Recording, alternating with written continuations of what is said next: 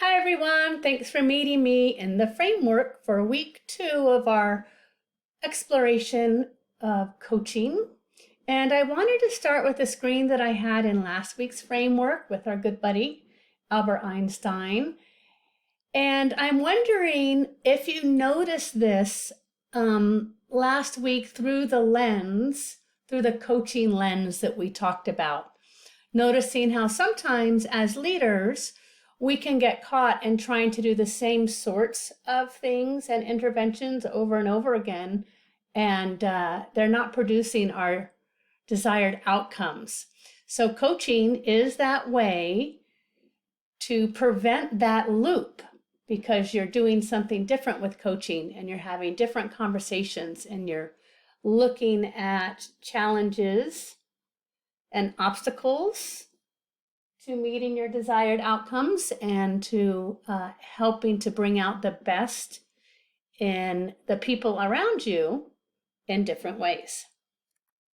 So one of the things that I wanted to talk to you about was the styles of coaching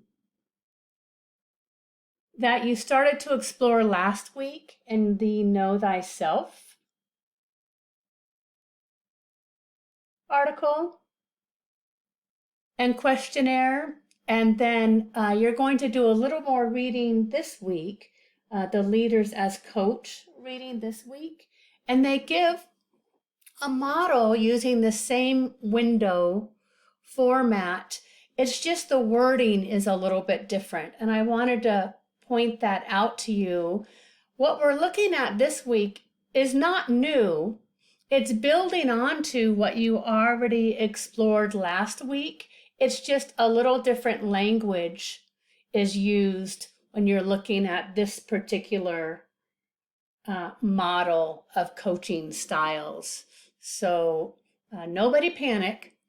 It's the same ideas, the same building principles and recognizing styles in coaching. It's just a little different verbiage. And in this week's article, they go deeper into exploring how those styles of coaching function. Oh, also this week, we've got some great questions ahead of us. So I love this quote that a coach has some great questions for your answers.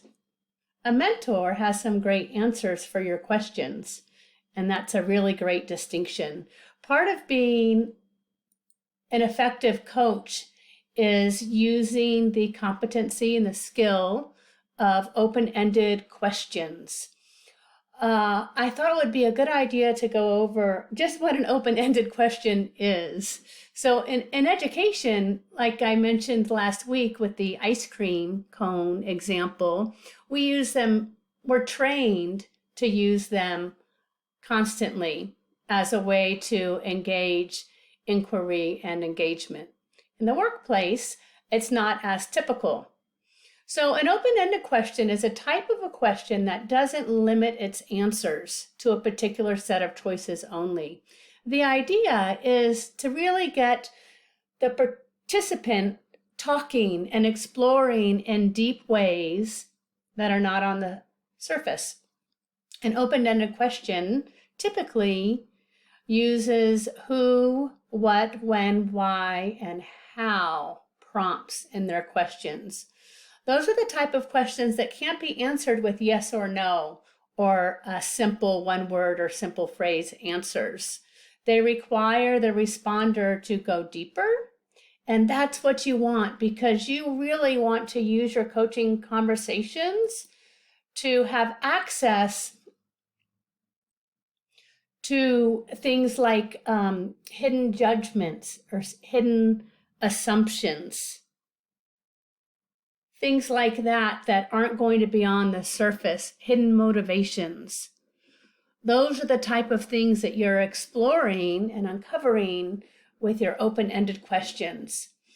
I like to see open-ended questions as the stepping stones to productive conversations that bring forward insight and understanding. So when you're crossing a little stream or river and you're using stones, those stones are what set you up for your next leap to get across.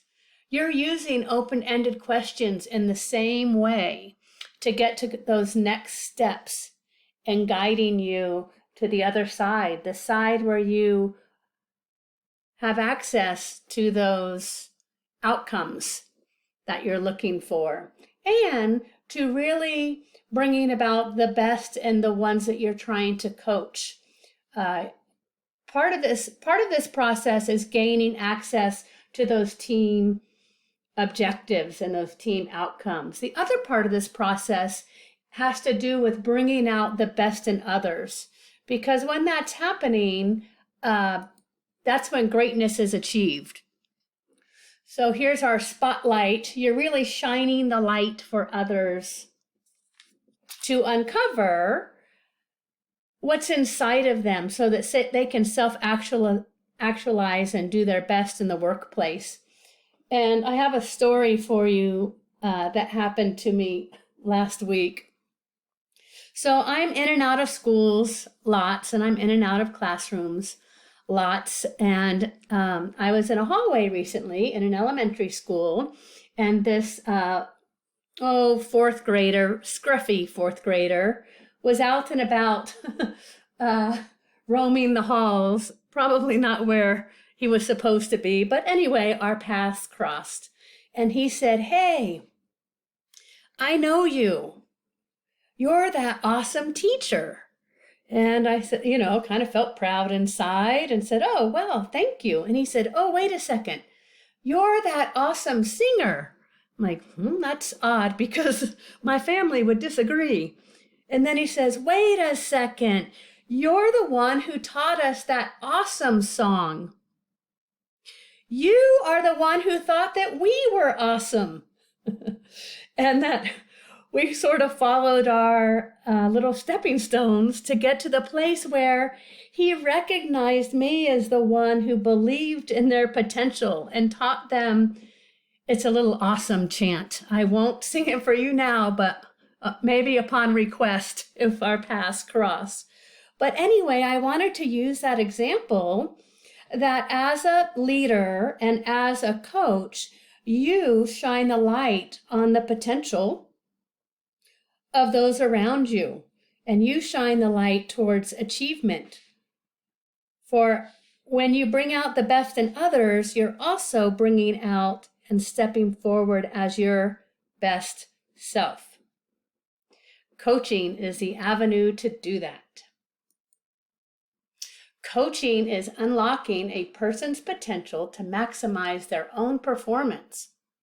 It is helping them to learn rather than teaching them. And it's worthwhile to take some time and reflect on that distinction, the distinction between coaching and teaching. You'll be doing a lot of that this week as you step through our assignments and gain more insight into what it means to use coaching as a leader. As always, feel free to use Ask Dr. Robin and Kathy tool, or contact me directly by email. Have fun coaching. Can't wait to hear how it goes. Bye.